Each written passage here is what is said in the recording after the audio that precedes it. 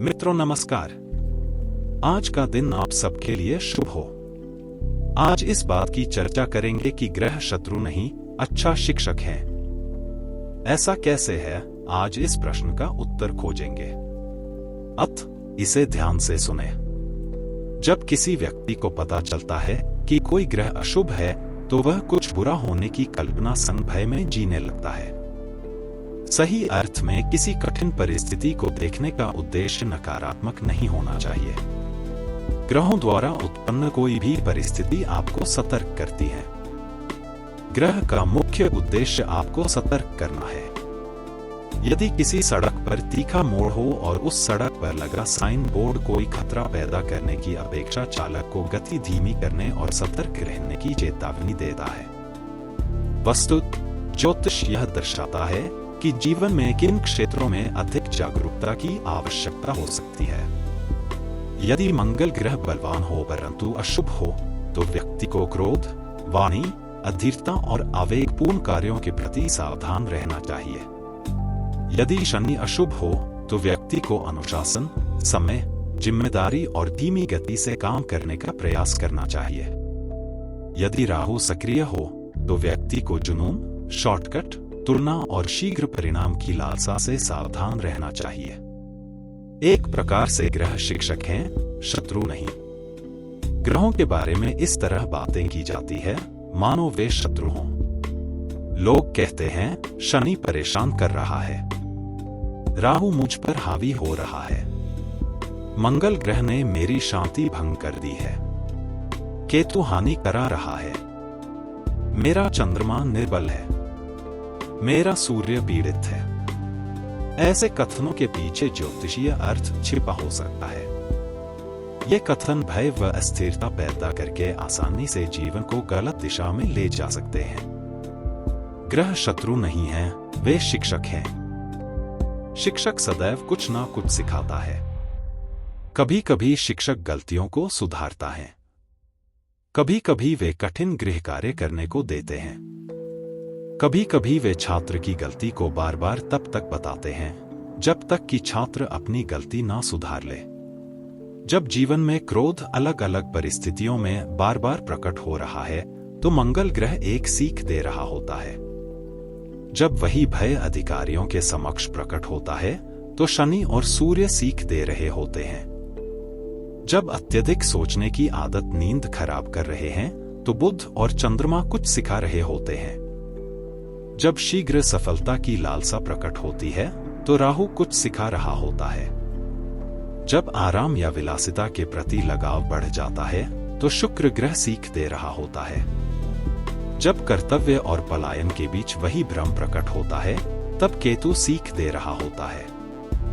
जब ज्ञान और व्यवहार के बीच अंतर प्रकट होता है, तो बृहस्पति ग्रह सीख दे रहा होता है।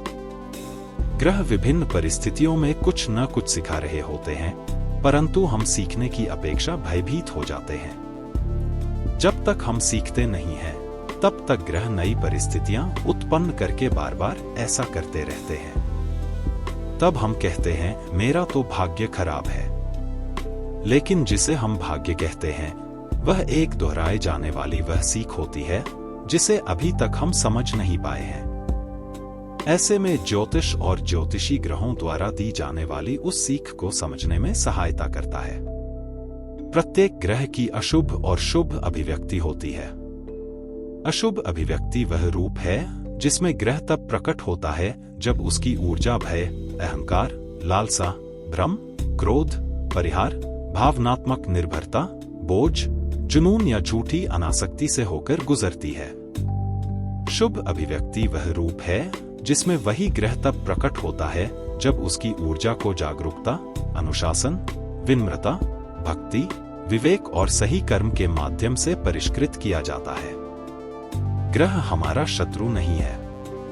कोई भी समस्या अभिव्यक्ति की अपरिष्कृत शैली है और समाधान उसका परिष्कृत रूप। सूर्य कभी अहंकार बन जाता है तो कभी गौरव, चंद्र कभी भावनात्मक निर्भरता बन जाता है तो कभी आंतरिक स्थिरता, मंगल कभी आक्रामक हो जाता है तो कभी साहस में बदल जाता है, बुध कभी बिखरी हुई बुद्धि बन जाता है तो कभी स्पष्टता में परिवर्तित हो जाता है। गुरु कभी उधार ली हुई आस्था बन जाता है तो कभी ज्ञान का स्रोत बन जाता है। शुक्र कभी इच्छा और भोग का कारण बनता है तो कभी परिष्कृत प्रेम में परिवर्तित हो जाता है। शनि कभी भय और बोझ का कारण बन जाता है तो कभी परिपक्वता का रूप ले लेता है। राहु कभी जुनून बन जाता है तो कभी सचेत रूप में महत्वाकांक्षा बन जाता है। केतु कभी भ्रम और पलायन का कारण बनता है तो कभी समर्पण और मुक्ति का कारण बन जाता है। ग्रह ज्ञान के मूलाधार हैं। ग्रह विनाश नहीं करते हैं, वे हमको परिष्कृत करते हैं। मंगल की ऊर्जा क्रोध लाए तो उसको दुस्साहस की अपेक्षा साहस में परिवर्तित कर सकते हैं। शनि ग्रह से भयभीत होने की अपेक्षा परिपक्व होकर अनुशासनात्मक रूप में जिम्मेदारी समझनी चाहिए। शुक्र इच्छाएं बढ़ाता है तो उन इच्छाओं को परिष्कृत रूप में स्वीकार कर लेना चाहिए। राहु की ऊर्जा जब उग्र महत्वाकांक्षा बनती है तो उसको समझकर सजगता सहित आगे बढ़ना चाहिए।